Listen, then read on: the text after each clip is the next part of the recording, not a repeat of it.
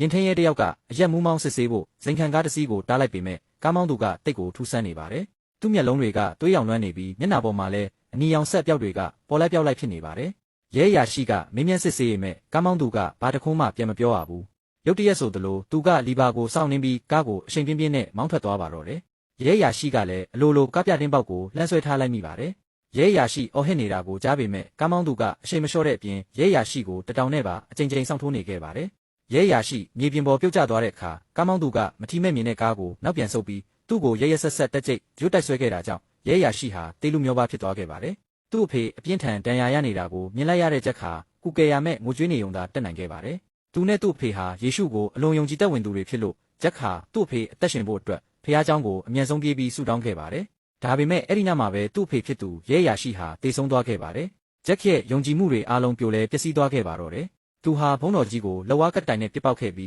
းဒီကဘာပေါ်မှာဖះသခင်ရှိတယ်ဆိုတာကိုဘယ်တော့မှထပ်မယုံကြည်တော့ပါဘူး။မျက်စိတမိတ်အတွင်းမှာပဲနှစ်ပေါင်း20ကြာသွားခဲ့ပါတယ်။ဂျက်ဟာကဘာကျော်လက်ဝှေ့ချန်ပီယံတယောက်ဖြစ်နေခဲ့ပါပြီ။ဒီနေ့လက်ဝှေ့ပွဲတစ်ပွဲမှာသူ့ပြိုင်ဘက်ရဲ့ကြောအော်ကယေရှုပုံတက်တူးကိုသူတတိထားမိသွားပါတယ်။အဲ့ဒီပုံရိပ်ကဂျက်ရဲ့အဖေကိုဆုံးရှုံးခဲ့ရတဲ့ကလေးဘဝကနာကျင်စရာအတိတ်ကိုချက်ချင်းပြန်လဲလှုံ့ဆော်လိုက်ပါတယ်။တစ်ချိန်တည်းမှာပဲဂျက်ရဲ့နားထဲမှာအတန်တန်ကိုကြားလိုက်ရပါတယ်။မုန်းတရားတွေရဲ့တွန်းအားကြောင့်ဂျက်ဟာအန်တပွဲစွမ်းအားတွေနဲ့ပောက်ကွဲထွက်လာပြီးသူ့ပြိုင်ဘက်ကိုနာကျင်စွာအော်ဟစ်နေတဲ့အထိအဆက်မပြတ်ထိုးချိတ်ပါတော့တယ်။ဒါပေမဲ့အဲ့ဒီလိုကြမ်းတမ်းတဲ့ပောက်ကွဲမှုကဂျက်ရဲ့နှလုံးသားထဲကနာကျင်မှုတွေကိုမဖြေဖြောင်းနိုင်ခဲ့ပါဘူး။အဲ့ဒီညမှာသူအိမ်မက်တစ်ခုမက်ခဲ့ပါတယ်။အိမ်မက်ထဲမှာသူ့အဖေရဲ့တပ်ပုံရှိမှာကိုးကွယ်ပါတထားတဲ့ယေရှုရဲ့ရုပ်တုတစ်ခုရှိနေခဲ့ပါတယ်။သူ့ဖေကိုမကာကွယ်ပေးခဲ့တဲ့ယေရှုကိုဂျက်ကမုန်းတီးနေတာကြောင့်အဲ့ဒီရုပ်တုကိုလွင့်ပစ်ဖို့ကောက်ကင်လိုက်ပေမဲ့ရုပ်တုကသူ့လက်မှာပဲကညှိနေခဲ့ပါတယ်။ဂျက်ကဒါဟာအိမ်မက်တစ်ခုလိုပဲထင်ခဲ့ရမဲ့ထူးဆန်းစွာပဲသူ့ရဲ့လက်ဖွားမှာမီးလောင်တန်ရာလိုအမာရွတ်တစ်ခုပေါ်လာခဲ့ပါတယ်။ဆေးစစ်မှုအမျိုးမျိုးခံယူခဲ့ပေမဲ့ဘာကြောင့်မှရှာမတွေ့ခဲ့ပါဘူး။ဒီအကြောင်းကိုသူ့သူငယ်ချင်းတစ်ယောက်ကကြားသွားတဲ့အခါဂျက်ဟာချိန်စာမိနေတာဖြစ်နိုင်တယ်လို့ခံမှန်းပြီးစုံမတစ်ယောက်နဲ့တွားတွေ့ဖို့တိုက်တွန်းခဲ့ပါတယ်။တခြားရေးချယ်စရာမရှိတော့တဲ့အစုံဂျက်ကလည်းစမ်းကြည့်ဖို့ဆုံးဖြတ်လိုက်ပါတယ်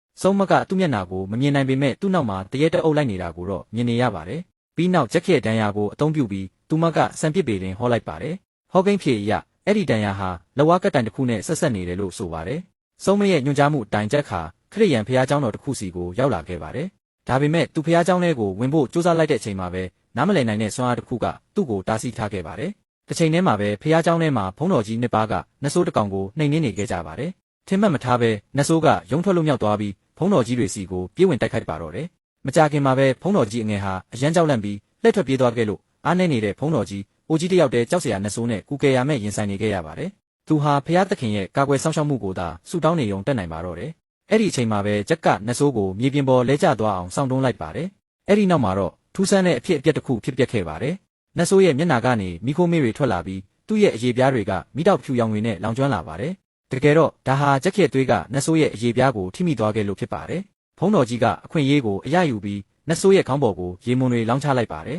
။နတ်ဆိုးရဲ့ခေါင်းတစ်ခုလုံးမိတောက်လောင်လာပြီးနောက်ဆုံးမှာတော့မြင့်မြတ်တဲ့မိတောက်ကြောင့်လောင်ကျွမ်းပျက်စီးသွားပါတော့တယ်။ဂျက်ကဆက်စုစွာနဲ့သူ့လက်ဖွားကိုဖြန့်ပြပြီးဘာကြောင့်ဒီလိုဖြစ်ရတာလဲလို့ဘုန်းတော်ကြီးကိုမေးလိုက်ပါတယ်။ဘုန်းတော်ကြီးကဒါဟာယေရှုကပေးသနာတဲ့မြင့်မြတ်တဲ့အမှတ်အသားဖြစ်ကြောင်းယုံကြည်သက်ဝင်မှုအထွတ်ထိပ်ရောက်သူတွေသာရရှိနိုင်တဲ့အမှတ်အသားဖြစ်ကြောင်းပြောပြခဲ့ပါတယ်။ဒါပေမဲ့သူ့ဘဝတစ်လျှောက်လုံးဖះသခင်ကိုမုန်းတီးလာခဲ့တဲ့ချက်ကတော့ဒီမြင့်မြတ်တဲ့အမှတ်အသားဆိုတာကြီးကိုယွန်ရှာမုန်းတီးနေခဲ့ပါတယ်။ဒါပေမဲ့သူမသိသေးတာကတော့နတ်ဆိုးကြီးကအစ်စ်အမှန်ဟာသူ့လက်ကလက်စွပ်ထဲကနေပေါ်ထွက်လာခဲ့ပြီးသားဆိုတာပါပဲ။သူဟာချက်ရဲ့အဖေသေးဆုံးမှုအတွက်တာဝန်ရှိတဲ့အရင်ကအဖြစ်အပျက်တွေကနတ်ဆိုးကိုယ်တိုင်ပါပဲ။ဒါပေမဲ့နှစ်ပေါင်း20ကြာသွားတဲ့တိုင်အောင်သူကနည်းနည်းလေးမှအိုမင်းသွားခြင်းမရှိခဲ့ပါဘူး။သူဟာစွမ်းအားနဲ့ထာဝရအသက်ကိုရဖို့အတွက်စေတန်စီမှာသူ့ရဲ့ဝိညာဉ်ကိုရောင်းချထားခဲ့တာပါ။သူကနတ်ဆိုးရေကန်ထဲကိုလူနှလုံးသားတွေပူဇော်နေတဲ့သူ့ရဲ့ဆံပင်ဖြူတွေဟာချက်ချင်းနှက်မောင်လာပြီးဒဏ်ရာတွေကလည်းချက်ချင်းပျောက်ကင်းသွားလိမ့်ရှိပါတယ်။ဒါပေမဲ့အဲ့ဒီနတ်ဆိုးရေကန်ကြီးကပိုပြီးကြောက်စရာကောင်းတဲ့ရှိုးဝက်ချက်တစ်ခုကိုဖုံးကွယ်ထားသလိုမျိုးတစ်စေတကောင်လိုလူးလုံဟိန်းဟောက်နေခဲ့ပါတယ်။